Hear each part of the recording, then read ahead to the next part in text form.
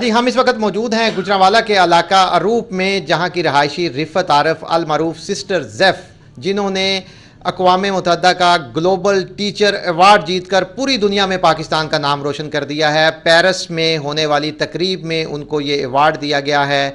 130 ممالک سے 7,000 کے قریب جو ٹیچرز ہیں انہوں نے ان کے نام نامینیٹ تھے، لیکن ان سب میں سسٹر زیف کو یہ ایوارڈ دیا گیا ہے۔ ان کی جو سٹرگل ہے، جب آپ اس کے بارے میں جانیں گے تو یقیناً آپ کو یقین نہیں آئے گا کہ کیا ایسے بھی ہو سکتا ہے۔ سسٹر زیف جو ہے وہ یہاں پر پسماندہ جو بچے ہیں جو تعلیم ایجوکیشن افورڈ نہیں کر سکتے، ان کو اپنے اسکول میں فری ایجوکیشن دیتی ہیں، اور صرف 13 سال کی عمر میں سسٹر زیف نے اس مشن پر کام شروع کر دیا ہے۔ تو سسٹر زیف ہمارے ساتھ موجود ہیں، آپ کون سے ملواتے ہیں؟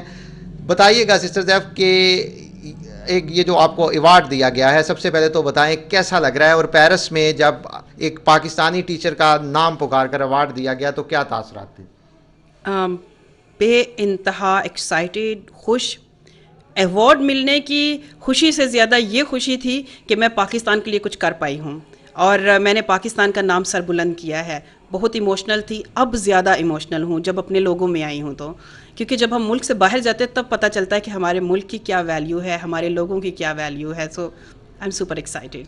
آپ نے خاموشی سے اتنا بڑا کام کر دیا، پورے پاکستان کو شاید علم بھی نہیں تھا کہ گجرانوالہ کا ایک چھوٹا سا گاؤں ہے اروپ، وہاں بیٹھی سسٹر زیف جو ہے وہ ایجوکیشن کے لیے کیا کر رہی ہے۔ کروڑوں اربوں فنڈز لگا کر شاید گورنمنٹ اس طرح کے بڑے بڑے کام نہیں کر سکتی۔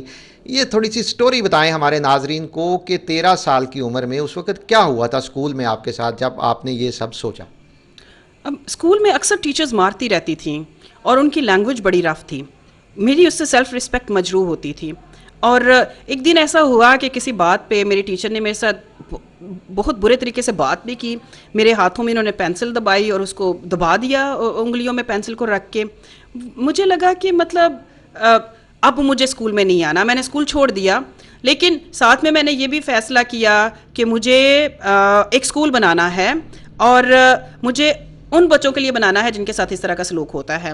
سو میں نے اپنی بہن کو پہلے کنونس کیا، چھوٹی بہن کو، وہ میری اسٹوڈنٹ بنی، 2-4 فرینڈس بن گئیں۔ پھر میں نے محلے میں جا کے اپنی جو چھوٹے بچے تھے ان کو میں نے کنونس کرنا شروع کیا۔ میں نے کہا آپ میرے پاس آئیں تو آپ کو وہاں پہ بڑا مزہ آئے گا، ہم لوگ وہاں پہ کہانیاں سنائیں گے آپ کو، ہم لوگ انجوائے کریں گے، ہم لوگ کھیلیں گے۔ تو وہ بھی بس کھیلنے کے لیے آ گئے۔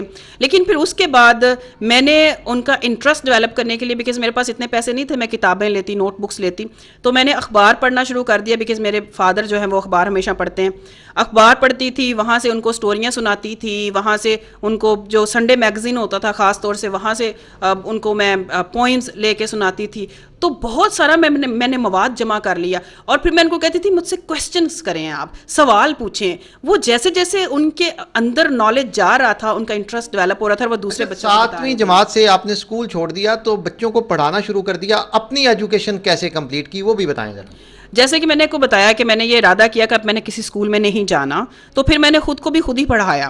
مثلا میں پیپرز کے لیے خود کو تیار کرتی تھی، پڑھتی تھی، اور پھر فی پے کر کے ایز اے پرائیویٹ اسٹوڈنٹ میں ایگزام دے دیتی تھی۔ اس طرح سے میں نے ڈبل ایم اے کیا۔ ساتھ کوئی جاب بھی کام بھی کرتی تھی؟ ظاہر ہے آپ کے والد ٹیلر تھے، گھر کے حالات ایسے تھے، تو کیسے پیسے ارن کرتی تھی؟ آپ یہ انڈرسٹینڈ کر سکتے ہیں کہ ایک درزی کی بیٹی، اس کے پاس فائنینشیل ریسورسز تو نہیں ہوں گے، وہ کیسے فری اسکول چلائے گی؟ تو میں نے پھر ہاتھ سے کڑھائی کرنے کا کام سیکھا، سلم ستارے کا، اور میں نے قمیضوں پہ کڑھائی کرنا شروع کر دی۔ 10 روپے ایک شرٹ کے ملتے تھے، وہ میری پہلی انکم تھی جو میں نے اپنے اسکول کے لیے یوٹیلائز کرنا شروع کی۔ سن 2000 میں نے میٹرک کیا، مجھے ریسیپشنسٹ کی جاب مل گئی، پھر مجھے بہتر سے بہتر جابز ملتی گئی۔ 17 سالوں تک میں نے اپنے اسکول کو خود فنڈ کیا، لیکن 17 سالوں تک اسکول جو ہے وہ گھر کے صحن میں ہی رہا۔ کب لوگوں نے اکنالج کرنا شروع کیا آپ کی اس ایفرٹ کو؟ پہلا ایوارڈ کب ملا اور پھر اس اسکول تک کیسے پہنچی؟ میں نے 2008 میں انٹرنیٹ جوائن کیا، اور پھر میں نے سوشل میڈیا پہ اپنے اسکول کے بارے میں بات کرنا شروع کی۔ تب مجھے تھوڑی سپورٹ آنا شروع ہوئی، لیکن بریک تھرو تب ہوا جب 2014 میں 196 ممالک کی خواتین کا لکھنے کا کمپٹیشن ہوا۔ وہ تھا لین سمز گلوبل پرائز، وہ میں نے ون کیا، اور مجھے اس کے $20,000 ملے 2014 میں۔ وہ جو انکم تھی اس سے میں نے اپنا اسکول اسٹیبلش کیا. میں نے ایک ووکیشنل سینٹر بنایا خواتین کے لیے جہاں پہ ہم ان کو فری اسکلس ٹریننگ دیتے ہیں, اور اس طرح سے پھر بہت سارے ایوارڈز آنا شروع ہو گئے اور اب گلوبل ٹیچرز پرائز تک پہنچی ہوں. آج کتنے بچوں کو پڑھا رہی ہیں اپنے اسکول میں؟ فری ایجوکیشن آپ دے رہی ہیں, کتنے بچے پڑھ رہے ہیں؟ 250 بچے ہیں اور ان سب کو میں 100% فری ایجوکیشن دیتی ہوں. اسکلز بھی میں 100% فری سکھاتی ہوں. اتنا جو آپ نے شروع کیا تھا 13 سال کی عمر میں, اب اتنی بڑی کامیابی مل گئی ہے, جو مشن شروع کیا تھا اب اس کو نہ صرف پاکستان بلکہ پوری دنیا جو ہے وہ مان رہی ہے, تو ابھی تک شادی کیوں نہیں کی؟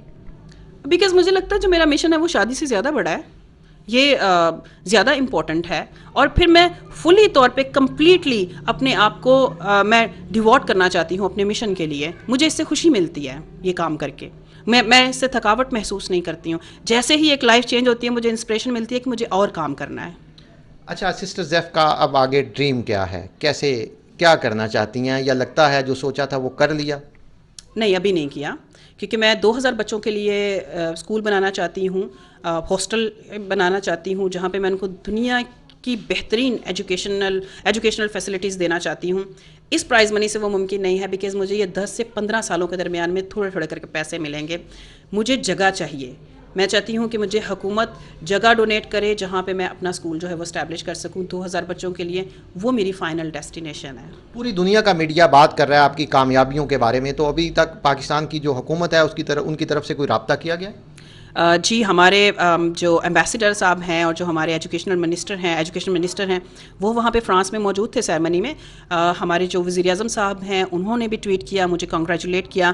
ہمارے پریزیڈنٹ صاحب کے آفس کی طرف سے بھی مجھے رابطہ کیا گیا ہے اور وہ مجھے ملنا چاہتے ہیں. تو کب انوائٹ کیا ہے پریزیڈنٹ آف پاکستان نے؟ آئی تھنک 25 نومبر کو. 25 نومبر کو. تو کیا کہنا چاہیں گی؟ اس وقت بھی یہی خواہش ہوگی اسکول اور ایجوکیشن؟ بالکل یہی ہوگی, ہمیشہ یہی ہوگی, ہمیشہ ایجوکیشن کے لیے کام کرتی رہوں گی.